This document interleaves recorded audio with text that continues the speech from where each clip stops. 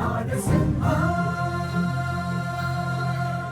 ಕೆಂಪೇಗೌಡ ಕೆಂಪೇಗೌಡ.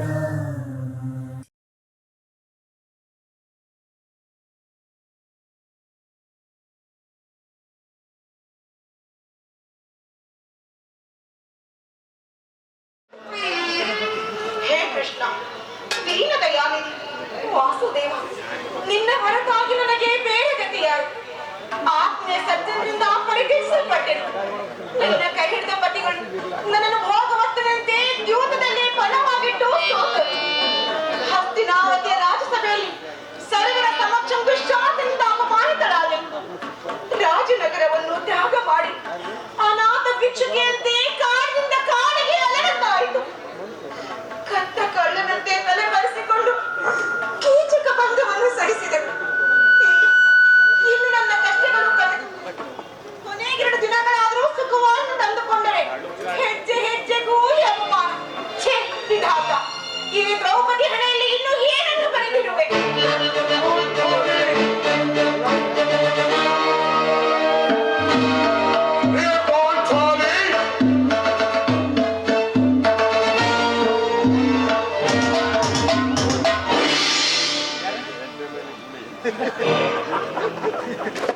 ಇವರೇಕೆ ಈ ರೀತಿ ಚಿಂತಾಮಗ್ನಳಾಗಿರುವಳು?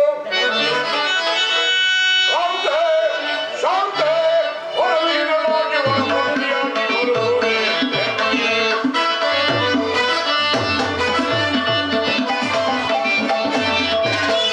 ಶಾಂತೆ ಶಾಂತೆ ಹೊರವೀರಳಾಗಿ ಹೊರಬಂದಿಯಾಗಿ ಬರುವವರೇ.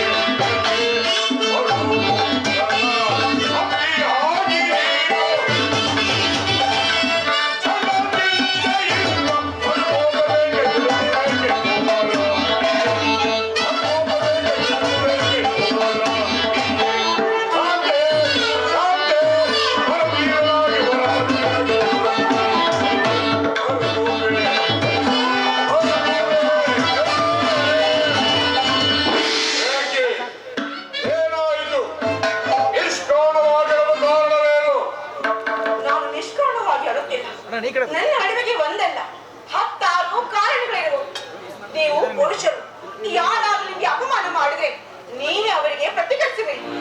ಆದರೆ ಸ್ತ್ರೀಯರ ವಿಚಾರ ಹಾಗಲ್ಲ. ಅನ್ನ ವಸ್ತ್ರಗಳಿಗಾಗಿ ಅವರು ಪರನ್ನು ಆಶ್ರಯಿಸಬೇಕು. ತಮ್ಮ ಆತ್ಮ ಗೌರವ ರಕ್ಷಿಸಿಕೊಳ್ಳಲು ಅವಳಿಗೆ ಅನ್ಯರಾಶ್ರಯವೂ ಬೇಕು.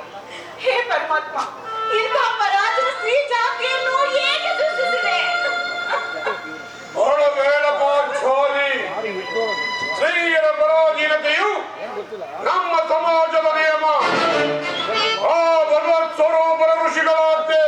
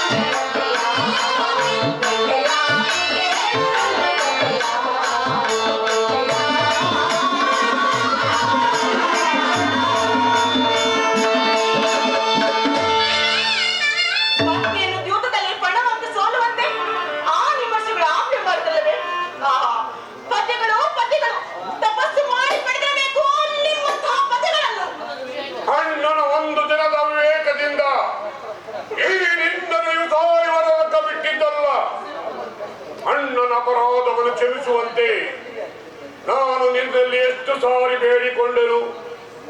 ಆದದ್ದು ಹೋಗಿ ಹೋಯಿತು, ಮರೆತು ಬಿಡು. ಈ ದಿನ ದುಃಖಿಸದ ಕಾರಣವೇನು ನನಗೆ ತಿಳಿಸಬಾರದೆ?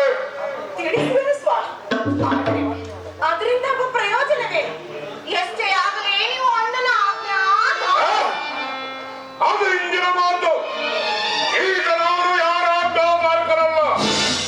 ಹಾಗಾದ್ರೆ ಕೇಳಿ, ಈ ಹಸ್ತಿನಾಂಬೆ ಮಂದಿರಕ್ಕೆ ದೇವಿ ದರ್ಶನಕ್ಕೆ ಹೋಗಿದ್ದೆನು. ಅಲ್ಲಿ ಪತ್ನಿಯಾದ ಭಾನುಮತಿಯು ಬಂದಿದ್ದಳು. ಅವಳು ನನ್ನನ್ನು ನೋಡಿ ನಗುತ್ತಾ, ನಿನ್ನ ಪತಿಗಳು ವಾಸಕ್ಕಾಗಿ 5 ಗ್ರಾಮಗಳು ಬಿಡಲು ದೂತನನ್ನು ಆಸ್ಥಾನಕ್ಕೆ ಕಳಿಸಿದರು. ಇನ್ನೇನು ಸಂಧಿ ಆಗುವುದು. ಆಗ ನಾವು ಈರಿನ ಬಿಚ್ಚದ ಕೇಶರಾಶಿಯನ್ನು ಮುಡಿಗಟ್ಟುವೆಂದು ಪರಿಹಾಸ್ಯ ಮಾಡಿ ನಕ್ಕಳು ಸ್ವಾಮಿ, ನಕ್ಕಳು. ಏನು ದುರ್ಯೋಧನರ ಪುನಃ ಸಂಧಿಗೆ ಪ್ರಯತ್ನ. ಹಾಗಾದರೆ ನನ್ನ ಸಂದೇಹವು ನಿಶ್ಚಯವಾಯಿತು. ಯಾರು ಯಾರು ರಾಯಭಾರಕ್ಕೆ ಹೋದವರು? ಮತ್ತೆ ನಾವು ನಮ್ಮಣ್ಣನಾದ ಶ್ರೀಕೃಷ್ಣ ಪರಮಾತ್ಮನು.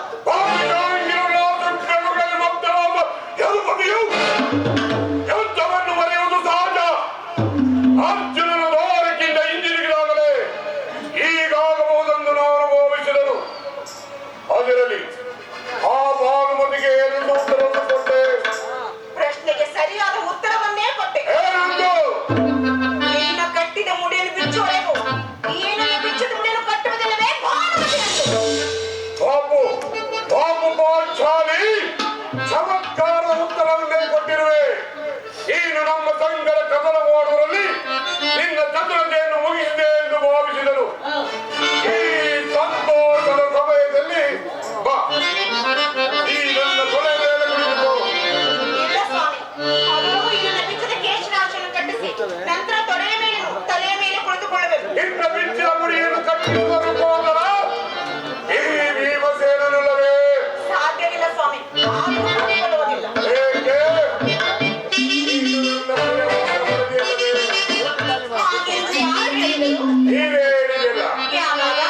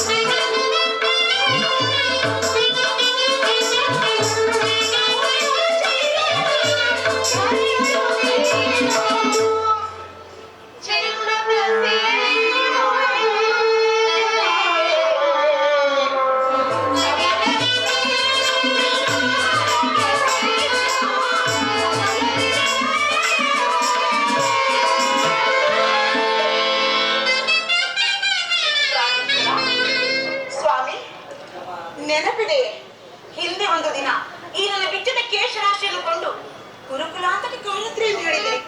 ನೆನಪಿದೆ? ಪುನಃ ನನ್ನ ಬಾಯಿಂದ ಪ್ರತಿಜ್ಞಾ ವಾಕ್ಯಗಳನ್ನು ಕೇಳಬೇಕಿಸುವ ಪಾಂಚಾಲಿ. ಮಾಡಿದ ಪ್ರತಿಜ್ಞೆಯನ್ನು ಮರೆಯುವಂತ ಹೇಳಿಯಲ್ಲ ಈ ಭೀಮನು. ಬರೀ ಆಡೋದು ಮಾತ್ರವಲ್ಲ ಸ್ವಾಮಿ, ಆಡಿದಂತೆ ಮಾಡಬೇಕೆಂಬುದೇ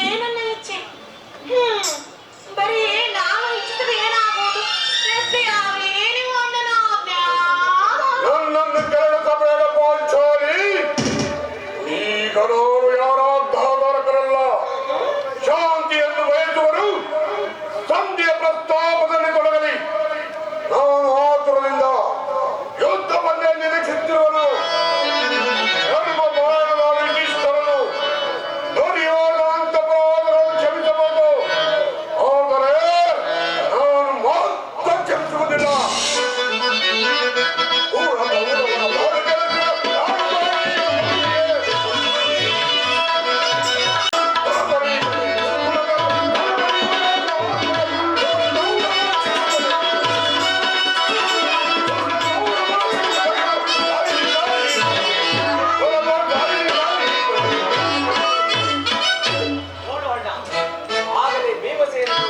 ಪ್ರಸ್ತಾಪವನ್ನು ತಿಳಿದು ಕೆರಳಿದ ಸಿಂಹದಂತೆ ವಿಜೃಂಭಿಸುತ್ತಿರುವನು. ಆತನನ್ನು ಸಮಾಧಾನಪಡಿಸಲು ನಿನ್ನ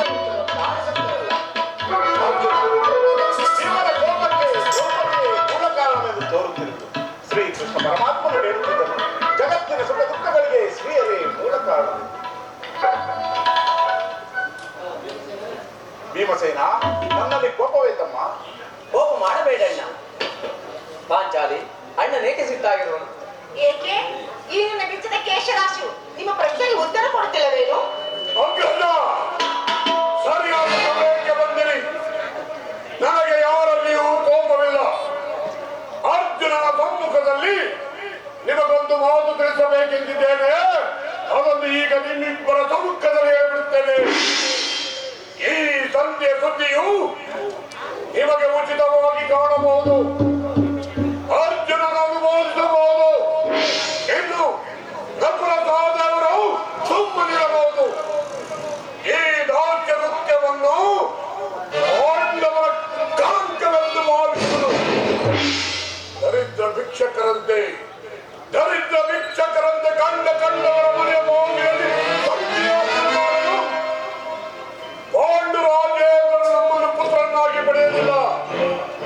ಈ ಅಪಮಾನವು ನಿಮಗೆ ಧೈರ್ಯವಾಗಿ ಕಾಣಬಹುದು. ನಾನಿನ್ನೊಂದು ಬೆಳಗ್ಗೆ ಸುಮ್ಮನಿರಲಾರೆ. ಯುದ್ಧಕ್ಕಾಗಿ ನಿಮ್ಮ ಅನುಮತಿಯನ್ನಾಗಲಿ ಅರ್ಜುನನ ಕಾರ್ಯವನ್ನಾಗಲಿ ನಾನು ಅಪೇಕ್ಷಿಸುವುದಿಲ್ಲ. ನಾನು ಮತ್ತು ಈ ನನ್ನ ಕಥೆ ಈ ಎರಡರಲ್ಲೇ ಆ ಕುರುಕುಲವನ್ನು ಸರ್ವನಾಶ ಮಾಡಿದನು. ನೀವು ನಿಶ್ಚಿಂತೆಯಿಂದ ಸಂಜೆ ಪ್ರಸ್ತಾಪದಲ್ಲಿ ತೊಡಗಿ ನನಗೆ ತೋರಿದ್ದನ್ನು ನಾನು ಮಾಡುತ್ತೇನೆ. ಭೀಮಸೇನ,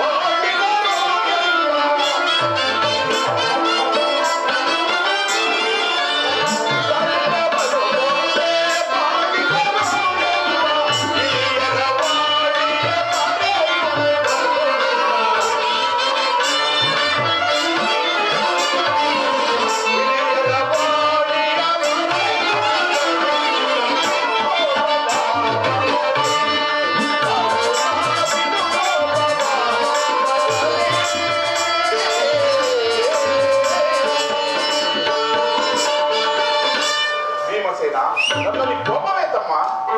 ಕೋಪ ಮಾಡಬೇಡ ಅಣ್ಣ. ಅಗ್ರಜನು ನಮ್ಮೆಲ್ಲರಿಗೂ ಹಿರಿಯರು. ಆತನ ಇಷ್ಟಕ್ಕೆ ವಿರುದ್ಧವಾಗಿ ನಡೆಯುವುದು ಅನುಚಿತ. ಪಾಂಚಾಲಿ,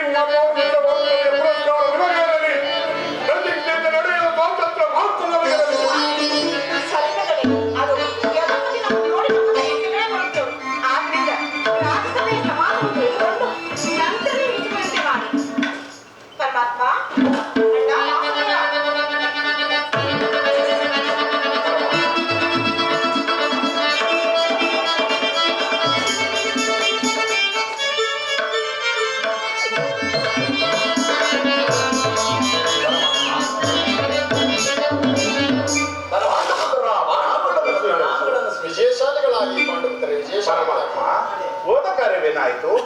ಓದವರು ಯಾರು ಕೃಷ್ಣನಲ್ಲವೇ? ಅಂದರೆ ಎಲ್ಲವೂ ಸಮರ್ಪಕವಾಗಿ ನಾನು ನಿರೀಕ್ಷಿಸಿದಂತೆ ನಡೆಯಿತು. ಸಂಧಿಯ ವಿಚಾರವು ನಡೆಯುತ್ತೆ. ಓಹೋ, ನಡೆಯಿತು. ಪಾಂಚಾಲಿ, ನನಗೆ ಇಲ್ಲಿ ನಿಲ್ಲುವುದು ಸಾಧ್ಯವಿಲ್ಲ. ಅವರ ಇಚ್ಛೆಯಂತೆ ಅವರು ನಡೆಯಲಿ. ನನಗೆ ತೋರಿದ್ದನ್ನು ನಾನು ಮಾಡುತ್ತೇನೆ. ಸ್ವಾಮಿ ಸ್ವಲ್ಪ ತಡೆಯಿರಿ, ನಮ್ಮ ಅಣ್ಣನ ಮಾತು ಮುಗಿಯಲಿ. ನಿಮ್ಮಣ್ಣನ ಮಾತು ಮುಗಿಯೊಳಗಾಗಿ ನನ್ನ ತಾಳ್ಮೆ ಮುಗಿದು ಹೋಗುವುದು. ಪರಮಾತ್ಮ, ಸಭೆಯಲ್ಲಿ ಏನೇನು ನಡೆಯಿತು? ಎಲ್ಲವೂ ತಕ್ಕ ರೀತಿಯಲ್ಲಿ ನಾನು ನಿರೀಕ್ಷಿಸಿದಂತೆ ನಡೆಯಿತು. ನಾನಿಂದು ತಡೆಯಲಾರೆ ರುಕ್ಮಿಣಿಪತಿ. ಈ ನಿನ್ನ ಸಮಸ್ಯೆಯ ಮಾತುಗಳು ನನಗೆ ಬೇಡ. ಅಗ್ರಜನ ಅಪೇಕ್ಷೆಯಂತೆ ಐದು ಗ್ರಾಮಗಳಿಗೆ ಸಂಧಿಯಾಗಿದೆ. ನಾನು ಓದಿದ್ದು ಅದಕ್ಕಾಗಿ ಅಲ್ಲವೇ ಭೀಮಸೇನ?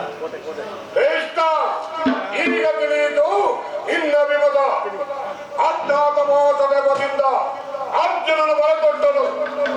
ಈಗ ಸಂಧಿಯ ನೆಪದಲ್ಲಿ ನಮ್ಮ ಐವರಿಗೂ ಸೀರೆಯನ್ನು ಸಲಗೊಳಿಸುತ್ತಿರುವೆಯ ಯಾದವ ಗೃಣಿ. ಓಲ್ಡ್ ಪುತ್ರರ ಮೇಲೆ ನಿನಗೆ ಇಷ್ಟೊಂದು ಕೋಪ? ಭೀಮಸೇನ, ನಿನಗೆ ಇಷ್ಟೊಂದು ಅಸಹನೆ ಏಕೆ? ಸ್ವಲ್ಪ ಸಾವಧಾನ ತೆಗೆದುಕೊಂಡು ನನ್ನ ಮಾತನ್ನು ಪೂರ್ಣವಾಗಿ ಕೇಳಿ. ನಿನಗೆ ಹೆಚ್ಚಿಗೆ ಸಂಬಂಧವಿದೆ ಎಂದು ನಾನು ಮೊದಲೇ ಹೇಳಿರಲಿಲ್ಲವೇ? ಸ್ವಾಭಿಮಾನ ಶೂನ್ಯನಾದ ಸಂಧಾನದೊಡನೆ ಈ ಭೀಮನಿಗೆಂತ ಸಂಬಂಧ ಇರುವುದು ಅತ್ಯಂತ ನಿಕಟವಾದ ಸಂಬಂಧವಿರುವುದು. ಪರಮಾತ್ಮ, ಮುಂದೆ ಏನಾಯ್ತು? ರಾಜಸಭೆಯಲ್ಲಿ ನಿಮ್ಮ ವಿಚಾರವನ್ನು ತಿಳಿಸಿದನು. ಅದಕ್ಕೆಲ್ಲರೂ ಒಪ್ಪಿದರು. ಯಾರು ಒಪ್ಪಿದರು? ಭೀಷ್ಮ, ದ್ರೋಣಾದಿ ಸರ್ವರು ಒಪ್ಪಿದರು. ಆ ದುರ್ಯೋಧನ ಅವನು ಸಹ ಒಪ್ಪಿದನು. ಇನ್ನು ನನಗೆ ಇಲ್ಲಿ ಕೆಲಸವಿಲ್ಲ. ಈ ದುರ್ವಾಕ್ಯನ್ನು ಕೇಳಬೇಕೆಂಬುದೇ ನಿನ್ನ ಇಚ್ಛೆ ಆಯಿತು ಕೃಷ್ಣ. ಅದನ್ನು ಸಾಧಿಸಿದೆ. ಸಾಧಿಸು, ಚೆನ್ನಾಗಿ ಸಾಧಿಸು. ಸಹೋದರರೇ, ನಿಮ್ಮ ಪೌರುಷ ಬಲವನ್ನು ಪುರಸ್ಕಾರವನ್ನು ನೀವು ಬಂಧಿಸಿರಿ. ಅದರಲ್ಲಿ ಭೀಮನು ಯಾವ ಭಾಗವನ್ನು ಅಪೇಕ್ಷಿಸುವುದಿಲ್ಲ. ಯಾಜ್ಞಸೇನೆ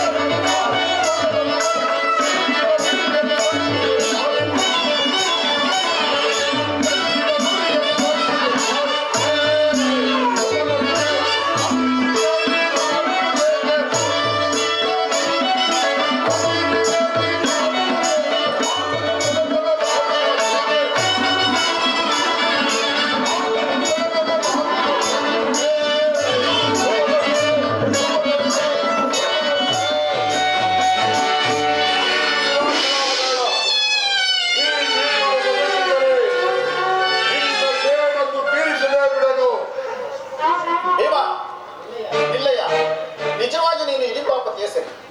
ಇಷ್ಟೊಂದು ಕೋಪವಿಲ್ಲದಿದ್ದರೆ ಆ ರಕ್ಕಸಿನ ಅಳುವುದು ಹೇಗೆ ಸಾಧ್ಯ? ಭೀಮಸೇನ, ಸ್ವಲ್ಪ ಸಾವಧಾನ ತೆಗೆದುಕೊಂಡು ನನ್ನ ಮಾತನ್ನು ಪೂರ್ಣವಾಗಿ ಕೇಳಿ. ಬೇಡ, ಸುಮ್ಮನೆ ನನ್ನನ್ನು ಕಾಣಬೇಡ. ಈ ಸಂಧಿಯ ಸುದ್ದಿಯು ಒಪ್ಪದು.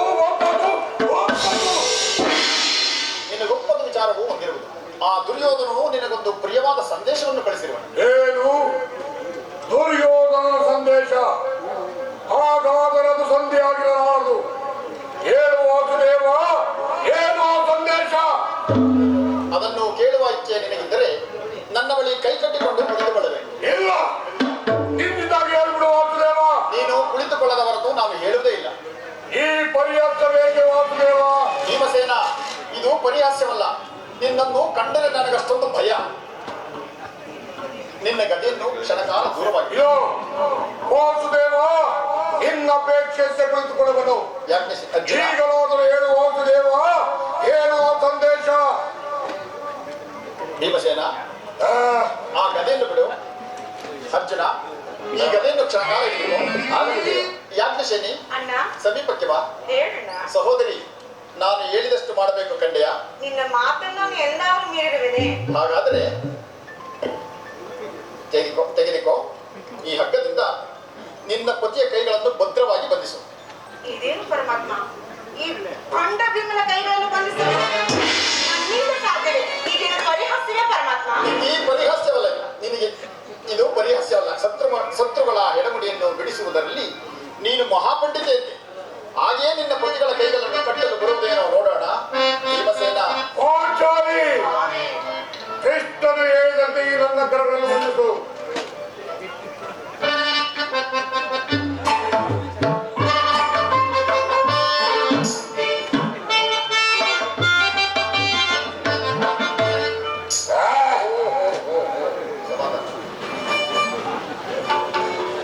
ಈಗ ಎಲ್ಲರೂ ಕೇಳಿರಿ.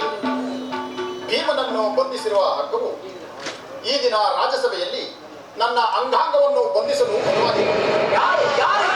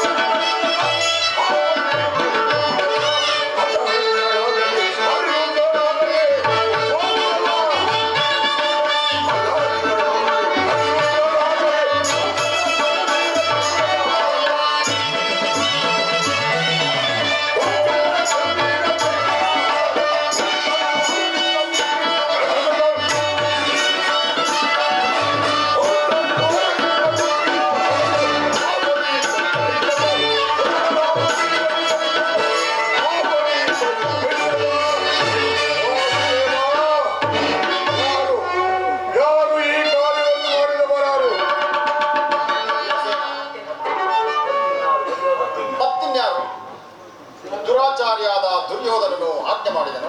ಅವನ ತಮ್ಮ ದುಶ್ಯಾಸನನು ಈ ಕಾರ್ಯವನ್ನು ಎಸಗಿದನು. ಇಂತಹ ಸಾಹಸ ಮತ್ತಿನ್ಯಾರಿಗೆ ಸಾಧ್ಯವಯ್ಯ? ಪಾಂಚಾಲಿ, ನನ್ನ ಕರಗಳನ್ನು ಬಿಚ್ಚು. ಈ ನೀಚ ಕೃತ್ಯದಿಂದ ಆ ದುರ್ಯೋಧನನ ಅಪಮಾನವು ಶಿಖರವನ್ನು ಮುಟ್ಟಿತು. ನಮ್ಮ ಪ್ರಿಯ ಬಂಧುವಾದ ಕೃಷ್ಣನನ್ನು, ಪಾಂಡವರ ರಾಯಭಾರಿಯನ್ನು ಈ ರೀತಿ ಅಪಮಾನ ಮಾಡಿದರೆ ಆ ಕುಂದಿ ಕೌರವ ಅಗ್ರಜ ಧನಂಜಯ, ಇದಕ್ಕೆ ನಿಮ್ಮ ಉತ್ತರವೇನು? ಇನ್ನು ಉತ್ತರದ ಪ್ರಶ್ನೆ ಇಲ್ಲ ಅಗ್ರಜ. ಸಹನೆಯಿಂದ ಏಳಿ ಗಳಿಸಿದ ಸಂದೇಶವನ್ನು ತಿರಸ್ಕರಿಸಿ ನಮ್ಮ ಪ್ರಿಯ ಬಂಧುವಾದ ಶ್ರೀಕೃಷ್ಣ ಪರಮಾತ್ಮನನ್ನು ಬಂಧಿಸಲು ಯತ್ನಿಸಿದ ಆ ಪೂರ್ಣಂದನಿಗೆ ಯುದ್ಧ ರಂಗದಲ್ಲಿ ತಕ್ಕ ಬುದ್ಧಿ ಕಲಿಸುವುದೊಂದೇ ನಮಗುಳಿದಿರುವ ಪ್ರತ್ಯುತ್ತರ. ಇಷ್ಟು ಮಾತ್ರವಲ್ಲ ಭೀಮಸೇನ, ದುರ್ಯೋಧನನು ಸಂಧಾನಕ್ಕೆ ಕೊಟ್ಟ ಉತ್ತರವನ್ನು ಕೇಳಿ.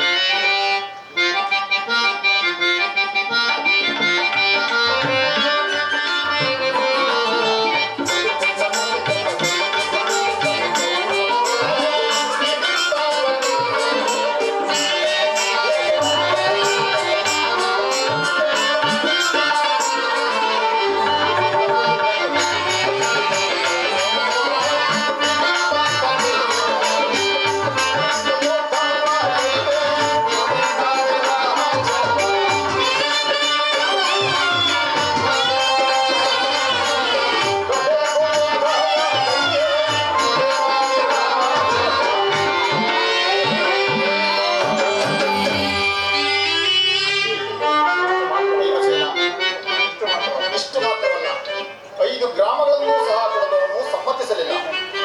ನೀವು ಸಂಧಿಯನ್ನು ಅಪೇಕ್ಷಿಸುವುದಾದರೆ ಅದು ದೊರಕುವುದು ರಣಾಂಗಣದಲ್ಲಿ, ಶಸ್ತ್ರಾಸ್ತ್ರಗಳ ವೀರ ರಥಿಕರ ಘೋಷಣೆಯಲ್ಲಿ ಎಂದು ಹೇಳಿಯೇ ಬಿಟ್ಟ. ಪರಮಾತ್ಮ, ಈ ಸಂದೇಶಕ್ಕೆ ಉಳಿದಿರುವುದು ಒಂದೇ ಉತ್ತರ, ಅದು ಯುದ್ಧ. ಪರಮಾತ್ಮ, ನೀನೇ ಕೇಳಿದಿರುವಿ, ನಾನು ಯುದ್ಧವನ್ನು ಅಪೇಕ್ಷೆ ಪಟ್ಟವನಲ್ಲವೆಂದು. ಸಂಧಿಗಾಗಿ ಸರ್ವ ಪ್ರಯತ್ನವನ್ನು ಮಾಡುತ್ತಿರುವುದು.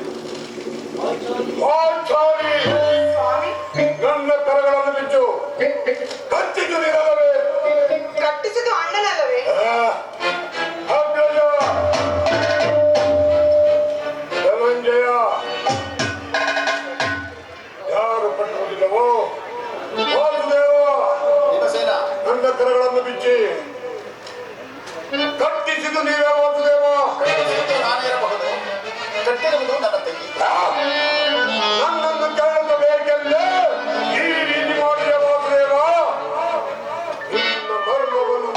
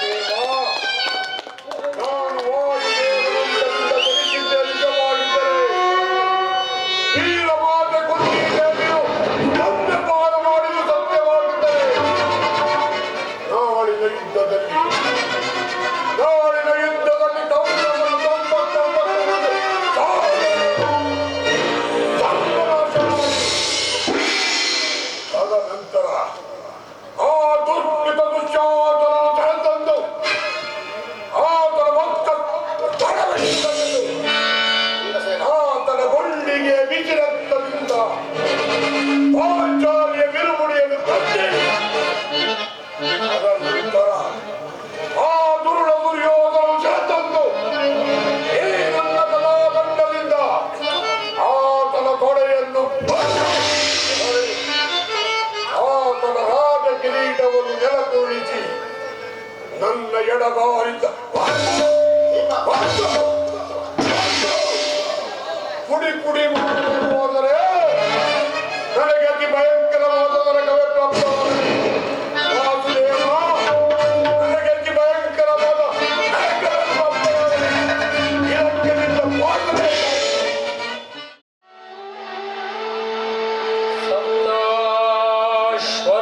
ಸಪ್ತಾಶ್ವರತಮಾರೂಢಂ ಕಶ್ಯಪಾತ್ಮಜಂ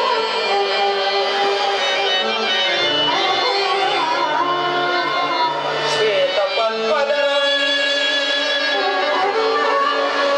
ದೇವಂ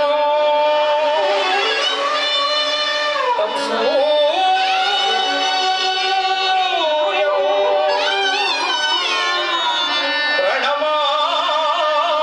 ಪ್ರಣಮಾಮ್ಯಹಂ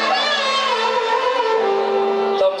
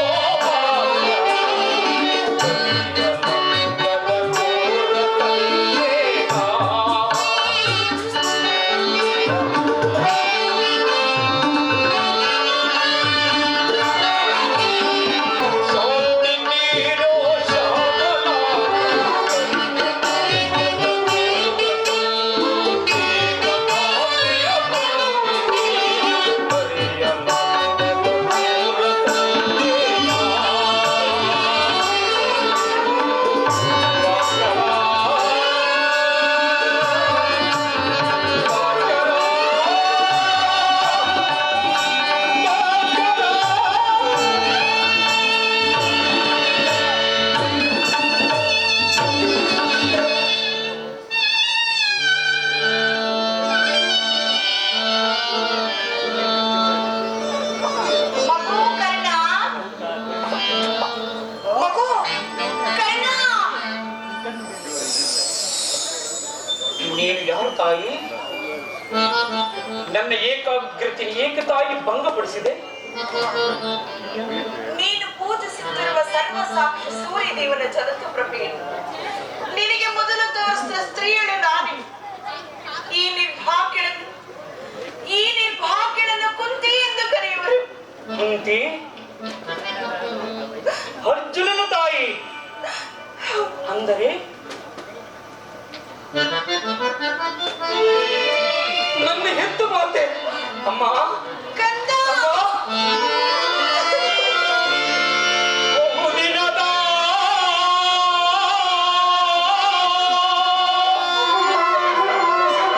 ಬಯಕೆ ಫಲಿಸಿತಮ್ಮ.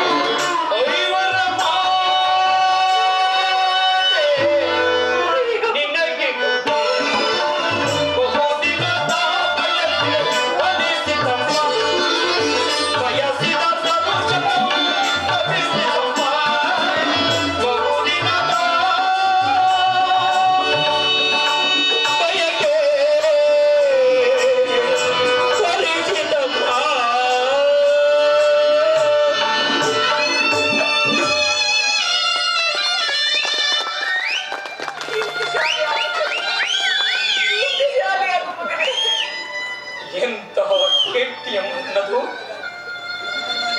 ನಾನು ಹುಟ್ಟಿದ ಕೂಡಲೇ ನನ್ನನ್ನು ಗಂಗಾವನೇ ಜೀರಿತೆಯಲ್ಲಿ ಬಿಸಾಡು ಮನುಷ್ಯ ಮಾತ್ರದವನಾದ ನಾನು ನನಗೆ ಮಾಡಿದ ಅಂತ ಅಪರಾಧವಾದರೆ ಏನ್ ತಾಯೇ? ಈ ಪಾಪಿಯ ದೇಹವನ್ನು ಅಲ್ಲಿದ್ದ ಜಲಚರಗಳು ಕೂಡ ಕಿತ್ತು ತಿನ್ನದೆ ಬಿಟ್ಟವಲ್ಲ ತಾಯಿ. ಕಾಡಿನಲ್ಲಿರುವ ಕ್ರೂರ ಮೃಗಗಳು ತಮ್ಮ ತಮ್ಮ ಮರಿಗಳನ್ನು ಎಷ್ಟೋ ಬಹು ಮಮತೆಯಿಂದ ಸಾಕಿದರು. ಹೀಗಿರುವಾಗ ಈ ಪ್ರಪಂಚದಲ್ಲಿ ನನ್ನನ್ನು ಎಲ್ಲರೂ ಹೀನ ಕುಲದವನು, ಸೂತ ಕುಲದವನು ಎಂಬುದಾಗಿ ಆಡಿಸುತ್ತಿರುವಾಗ ನೀನು ಬಂದು ಒಂದೇ ಒಂದು ಮಾತಿನಿಂದ ಅದನ್ನ ಬಗೆಹರಿಸಬಹುದಾಗಿದ್ದ ನೀವು ಏಕೆ ತಾಯಿ ಸುಮ್ಮನಾದೆ? ಏಕೆಂಬ ಸುಮ್ಮನೆ ಪಾಂಡು ವಂಶದ ಮಹಾವೃಕ್ಷದಿಂದ ನನ್ನನ್ನು ಕಿತ್ತೆಸಲು ಈ ವಿಭಿನ್ನ ಪ್ರಪಂಚದಲ್ಲಿ ಈ ವಿಭಿನ್ನ ವಾತಾವರಣದಲ್ಲಿ ಬಿಟ್ಟೆ ಏಕೆ ತಾಯಿ? ಕರ್ಣಾರ್ಜುನನ ಸ್ನೇಹವನ್ನು ನಾಶ ಮಾಡಿ ನಮ್ಮಗಳ ಮಧ್ಯೆ ದೇಶದ ಕಬರಿಯನ್ನೇಕೆ ಸುತ್ತಿದ್ದೀರಿ?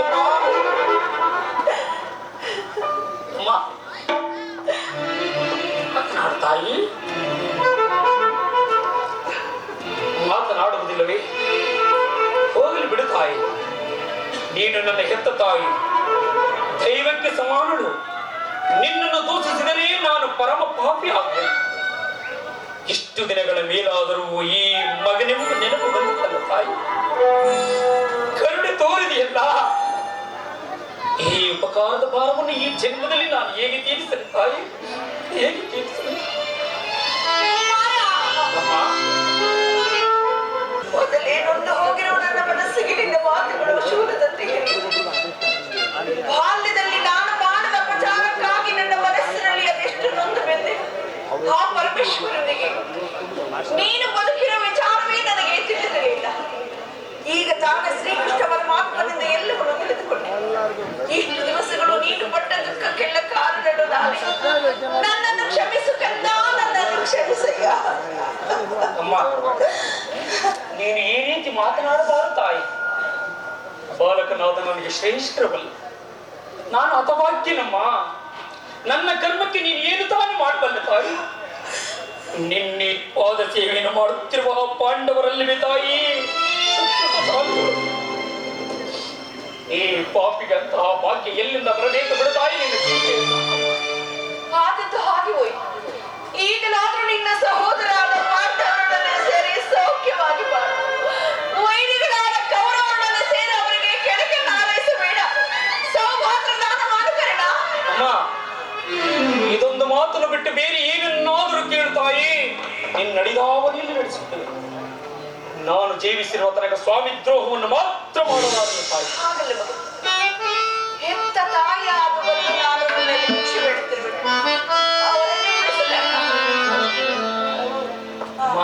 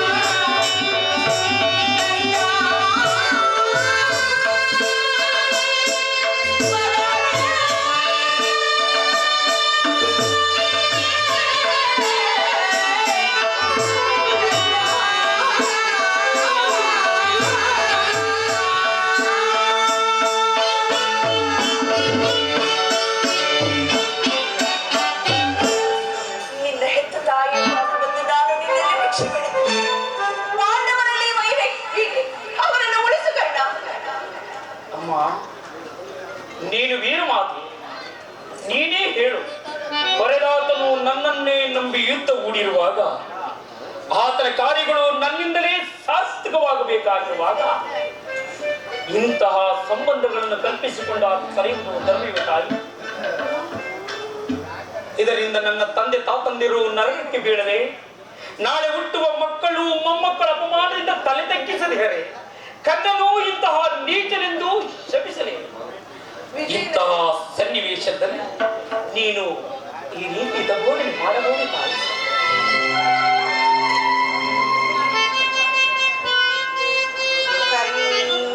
ಪ್ರಾಯದಲ್ಲಿ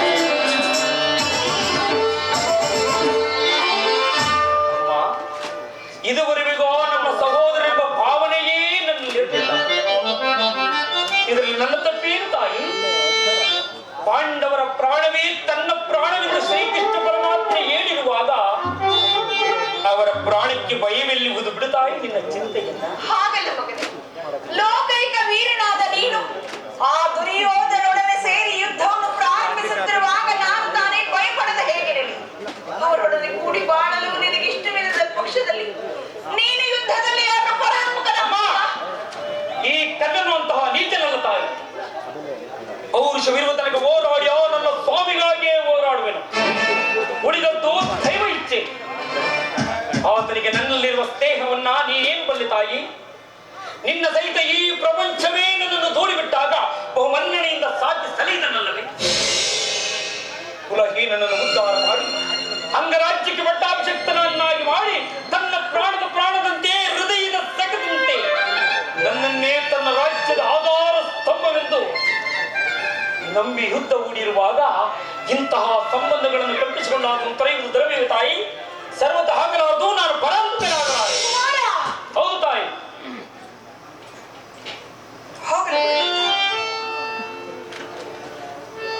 ಇನ್ನು ನಾನು ನಿನಗೆ ಹೆಚ್ಚಿಗೆ ತೊಂದರೆ ಕೊಡಲಾರೆ. ಆದರೆ ನಾಡಿನ ಭಯಂಕರವಾದ ಯುದ್ಧದಲ್ಲಿ ಪಾಂಡವರೇನಾದ್ರೂ ನಿನ್ನ ಕೈಗೆ ಸಿಕ್ಕಿದರೆ, ನನ್ನ ಕೈಗೆ ಸಿಕ್ಕರೆ ಅವರನ್ನು ಮಾತ್ರ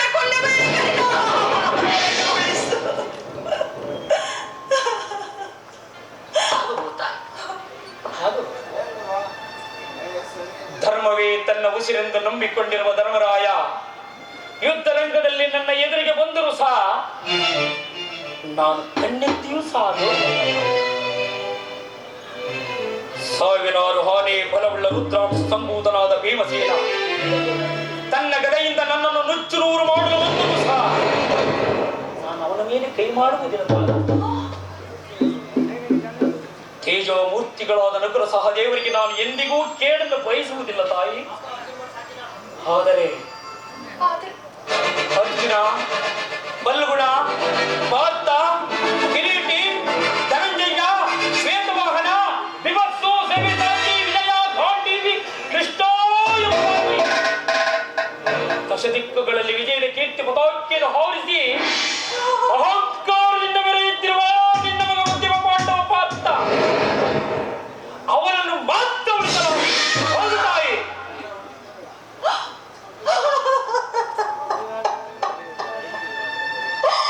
ಅರ್ಜುನನ ಮೇಲೆ ನಿನಗಿಷ್ಟೊಂದು ಭಯಬೇಕು? ಹೌದು ತಾಯಿ. ಆತನೊಡನೆ ಯುದ್ಧ ಮಾಡುವುದನ್ನು ನನ್ನ ಸ್ವಾಮಿ ನೋಡಿ ಸಂತೋಷಪಟ್ಟರೆ ಆಗ ನನ್ನ ಜನ್ಮವು ಸಾರ್ಥಕವಾಗುವುದು.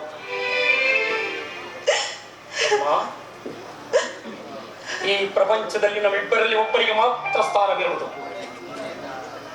ಅರ್ಜುನಿಂದ ನಾನೇ ಮೃತಪಟ್ಟರು, ನನ್ನಿಂದ ಅರ್ಜುನನೇ ಮೃತಪಟ್ಟರು, ನಿನಗೆ 5 ಜನ ಮಕ್ಕಳು ಉಳಿದೇ ಉಳಿಯುವರು. ಬಿಡುತ್ತಾಯಿ ನಿನ್ನ ಚಿಂತೆಯನ್ನ.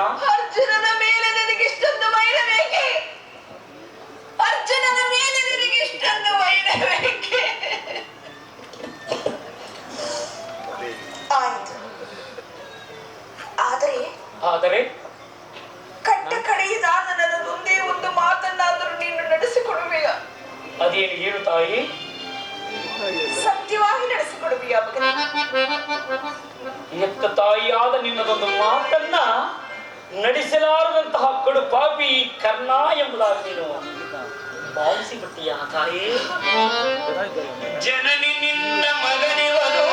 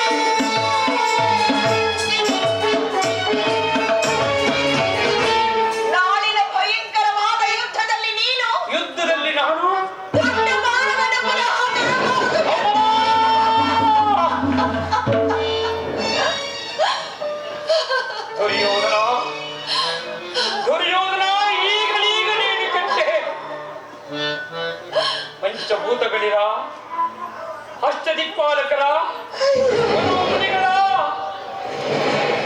ದೇವಿ ನನ್ನ ಸ್ವಾಮಿಯನ್ನು ಕಾಪಾಡಬೇಕು.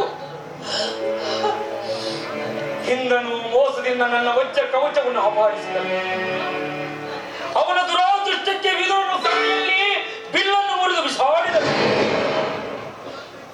ಶ್ರೀಕೃಷ್ಣ ಪರಮಾತ್ಮನು ನನ್ನ ಜನ್ಮ ವೃತ್ತಾಂತವನ್ನು ತಿಳಿಸಿ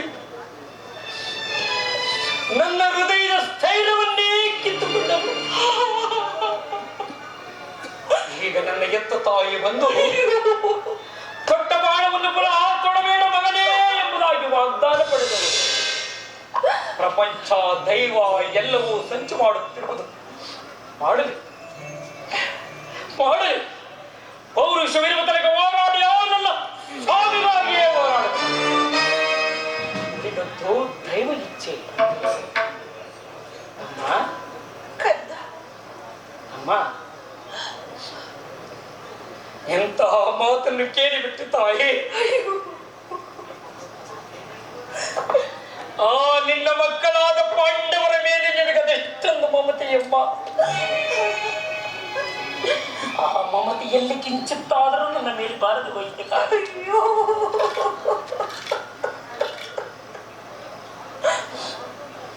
ಹೋಗ್ಲಿ ಬಿಟ್ಟ, ಹೋಗ್ಲಿ ಬಿಡು.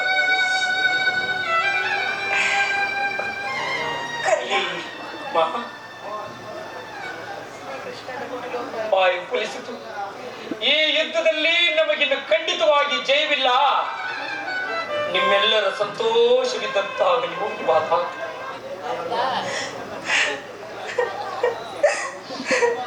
ಅಮ್ಮ, ಹೇಳು ಕಂದ. ನನ್ನದೊಂದು ಮಾತನ್ನು ನಡೆಸಿಕೊಡಿವಿಯಾ ತಾಯಿ? ಅದೇನು ಹೇಳು, ನಡೆಸಿಕೊಡುತ್ತೇನೆ ಹೇಳು. ಸತ್ಯವಾಗೂ ನಡೆಸಿಕೊಡಿವಿಯಾ ತಾಯಿ? ಶ್ರೀಕೃಷ್ಣನ ಪಾದದಾಣಿಯಾಗಿ ನಡೆಸಿಕೊಡುತ್ತೇನೆ ಹೇಳು ಕರ್ಣ. ಎತ್ತ ತಾಯಿಯಾದ ನಿನ್ನ ಪ್ರಥಮ ದರ್ಶನವು ಇಂದೇ ಆಯಿತು. ಬಹುಶಃ ಅಂತಿಮ ದರ್ಶನವು ಇಂದೇ ಎಂದು ತೋರುತ್ತಿರುವುದು. ಈ ಯುದ್ಧವು ಮುಗಿಯುವವರೆಗೂ ನಾನು ನಿನ್ನ ಮಗನೆಂಬ ವಿಚಾರವನ್ನು ಯಾರಲ್ಲಿ ಏನು ಬಿಡುತ್ತಾರೆ? ದೈವವಶತ್ತು ನಾನೇನಾದರೂ ಯುದ್ಧದಲ್ಲಿ ಮೃತಪಟ್ಟರೆ ಸತ್ಯ ಸಂಜನಾದ ಧರ್ಮರಾಜನಿಂದಲೇ ಈ ಕನ್ನಡ ಉತ್ತರ ಕ್ರಿಯಾದಿಗಳು ಮಾಡಿಸಬೇಕೆಂದು ಇದೋ ನಿನ್ನಡಿದಾವರೆಯಲ್ಲಿ ಬಿದ್ದು ಬೇಡಿಕೊಳ್ಳುವುದಿಲ್ಲ. ಇದೆಂತಹ ಸಂಕಟ ಮಗನೇ, ಇದೆಂತಹ ಸಂಕಟ.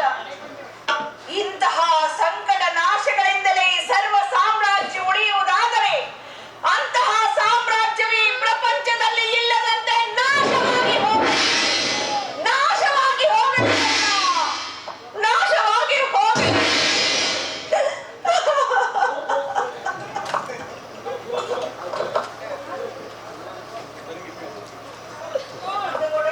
ಈ ಪ್ರಪಂಚದಲ್ಲಿ ದೈವಬಲವಿಲ್ಲದವರು ಬದುಕಿದ್ದರೂ ವ್ಯರ್ಥವೇ. ಹೇ ವಿಧಿ, ಏನು ನಿನ್ನ ಲೀಲೆ?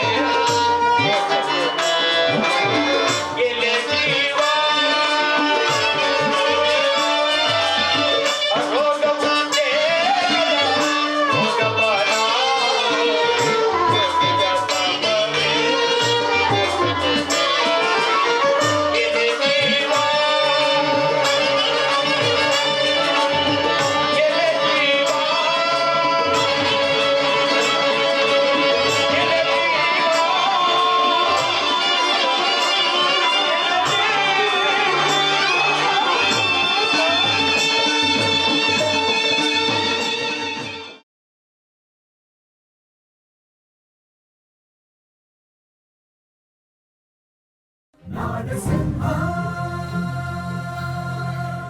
ಕೆಂಪೇಗೌಡ ಕೆಂಪೇಗೌಡ